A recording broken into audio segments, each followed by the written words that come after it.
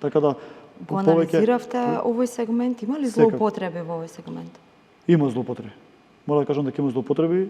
Веќе се активни мислам премети кои што беа детектирани, се активни кај јавното обвинителство.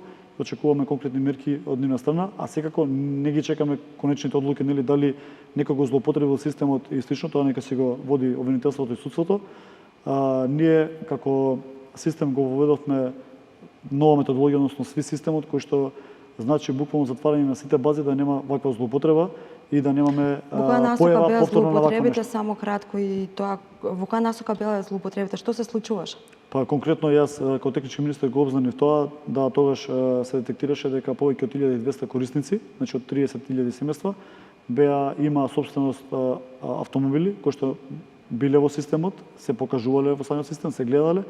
А тоа е еден од условите каде што дали можеш да добиеш социјална помош или не можеш, нели, доколку немаш автомобил, можеш. Него сметате автомобил како потреба веќе и дали може тој дел да се дали треба да се размисли точно? Сме го разговарале тоа што значи реална потреба денеска на едно семејство, дали тоа е автомобил, така да веќе и во таков еден елемент и сегмент размислуваме дали денеска потребите кои што биле пред 20 години нели во делот се истите или не. Така да и тоа е во она голема измена која што ја напоменав дека веќе и тоа се работи за наредна година, така? Точно за да може тој да дозволите да изненадиме нешто повеќе.